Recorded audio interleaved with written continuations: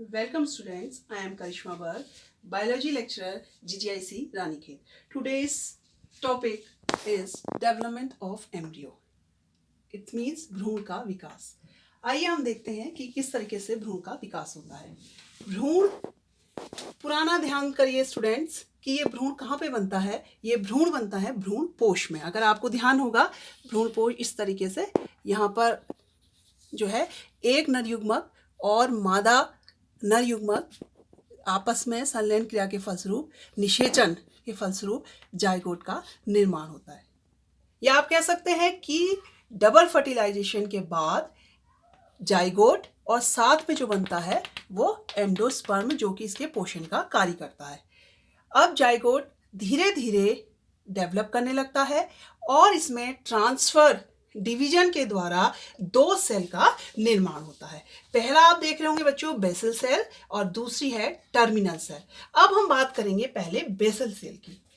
इसमें भी बार बार डिवीजन के द्वारा 4 to 6 सेल्स का निर्माण होता है, जिसे हम सस्पेंसर सेल्स कहते हैं. और इन सस्पेंसर सेल में से एक सेल आप देख रहे होंगे हल्की सी गुंबद के आकार की गोल इस तरह की संरचना है, इसे हम कहते हैं हॉस्टोरियल सेल. अब आप सोच रहे होंगे कि एक सेल ये इस तरह की संरचना क्यों बनी है. इसका भी एक कारण है, ये काम करती है एज अ चूसक. इसका मतलब है कि ये भ्रूण को पोषण प्रदान करने के लिए पोषण को उसको अवशोषित एब्जॉर्ब कर लेती है. साथ में आप देख रहे होंगे ये सस्पेंसर सेल, जिसे मैंने आपको पहले ही बताया, सस्पेंसर सेल ये क्या करते हैं, ये भी पोषण को खींचने का कार्य और साथ ही साथ ये इस पूरे स्ट्रक्चर को एंडोस्पर्म में खड़े रहने के लिए सहायता करते हैं, मदद करते हैं. अब आ जाते हैं हम फिर वापस टर्मिनल सेल में. अब आप देख रहे होंगे कि टर्मिनल सेल ये भी बच्चों बार बार डिवाइड होकर सबसे पहले 4 सेल स्टेज, देन आफ्टर उसके आप देखेंगे 8 सेल एम्ब्रियो, जो हमने लिखा हुआ 8 सेल स्टेज बनाती है, जिसे हम ऑक्टेन स्टेज भी कहते हैं.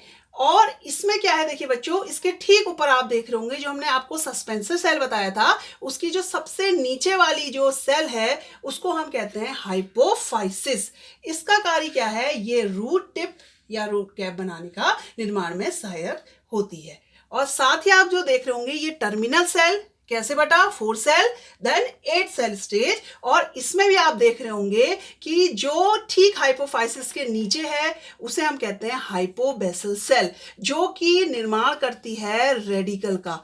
रेडिकल मीन्स होता है आपका मूलांकुर, मूल, जड़ में सहायक है. दूसरा आप देख रहे होंगे ठीक इसके नीचे, जिसे हम कहते हैं एपीबेसल सेल, ये प्यूमूल, जो कि प्रांकुर, तने के निर्माण में सहायक होती है. इसके बाद आप देखेंगे 8 सेल एम्ब्रियो से धीरे धीरे ये सेल डेवलप करेगी और जो उसकी बाहर की कवरिंग है इसको हम डर्मेटोजेन कहते हैं या एपिडर्मिस, बाह्य त्वचा, और जो अंदर है वो भी डेवलप करके एम्ब्रियोनल सेल का निर्माण करती है. नेक्स्ट स्टेज आप देखिए, इसके बाद इन एम्ब्रियोनल सेल में बार बार विभाजन जब होता है तो एक हार्ट का शेप, इसीलिए लिखा भी है बच्चों हार्ट शेप्ड स्ट्रक्चर बन जाता है.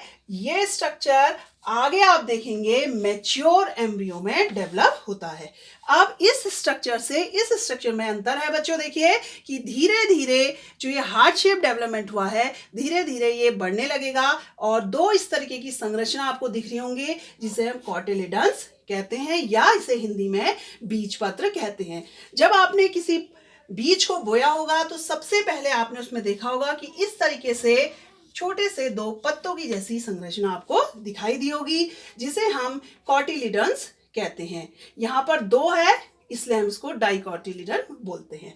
ये क्या करते हैं, ये इनमें फूड रिजर्व रहता है और ये भ्रूण को पोषण में मदद करते हैं. इसके बाद आइए आप देखिए कि कैसे ये वही स्ट्रक्चर है, इसमें आपको कॉटिलिडन दिख रहे होंगे. और एक चीज और आप देखेंगे, इसमें 2 टर्म्स आपको दिख रहे होंगे, एपिकोटाइल और एक हाइपोकोटाइल. तो ये क्या होता है, ये है आपके भ्रूण जहां पे डेवलप हो रहा है उसके अक्ष को मान लेते हैं और उसे कह देते हैं नोडल एक्सिस. और उसमें नोडल एक्सिस में जो ऊपर की तरफ है एपिकोटाइल, ये तो प्ल्यूम्यूल से जुड़ा हुआ होता है। अब प्ल्यूम्यूल का क्या मतलब है? प्रांकुर, जो कि स्टेम का निर्माण करेगा, और जो हाइपोकॉटिल है वो एक्सिस के नीचे होता है, तो ये रेडिकल बनाने का, मूलांकुर बनाने में सहायक होगा या उसके साथ जुड़ा हुआ रहता है। और लास्ट में ये है इसकी रूट कैप। अब आप देखेंगे बच्चों, मैंने आपको बताया कि कॉटिलीडन यहाँ तो बताए 2, लेकिन एक बीजपत्री में क्या होता है कि वहां पर जो कॉटिलीडन है या बीजपत्र है वो केवल एक होता है, और उस एक बीजपत्र को कहते हैं स्क्यूटिलम, और उसमें एपिकोटाइल और हाइपोकोटाइल अनुपस्थित रहता है। परंतु 2 चीजें आप देख रहे होंगे, कॉलियोप्टाइल और कॉलियोराइजा का आवरण बना हुआ रहता है। कैसे? जैसे यहां पे आप देख रहे हैं प्ल्यूम्यूल होगा ये, और ये होगा आपका रेडिकल, और इसी के थ्रू यहां पर कॉलियोप्टाइल का आवरण होगा और इस वाले में कॉलियोराइजा का आपका आवरण होगा। तो इस तरीके से बीज का डेवलपमेंट जो एक बीजपत्री में है उसमें भी इसी तरीके से होता है, लेकिन उसमें 2 बीजपत्र नहीं बनते, उसमें एक बीजपत्र होता है, जैसे गेहूं और मक्का।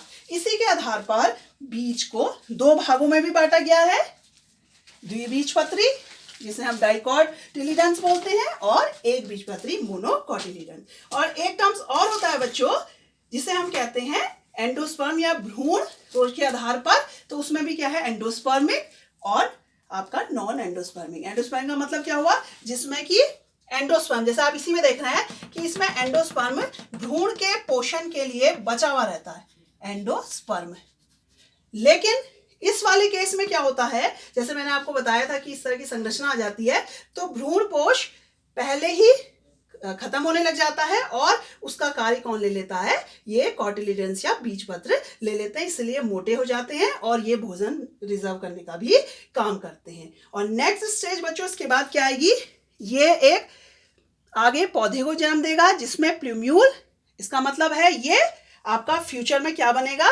ये स्टेम शूट बनाने का काम करेगा, और जो ये रेडिकल है ये आगे रूट के निर्माण में सहायक होगा।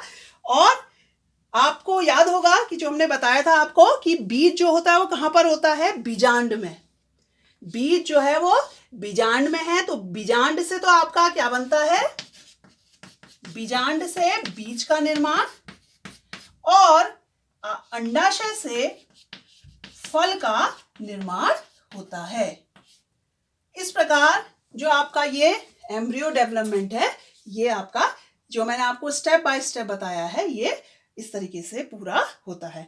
तो बच्चों, मैं आशा करती हूँ आपको समझ में आया होगा, और कुछ भी आपकी क्वेरीज हैं वो आप मुझसे पूछ सकते हैं। और जो टर्म्स मैंने सारे यहाँ पे इंग्लिश में लिखे हुए हैं, मैंने नोट्स में इंग्लिश के साथ इसको हिंदी में भी बताए हैं, तो आप इसको देखेंगे और इसे समझेंगे। और नेक्स्ट जो मेरा टॉपिक होगा वो होगा सीड फॉर्मेशन और फ्रूट। जो मैंने आपको थोड़ा सा बताया था, ये जो बीज यहाँ पे बने हैं इनका मैं आपको डिटेल में स्ट्रक्चर बताऊंगी।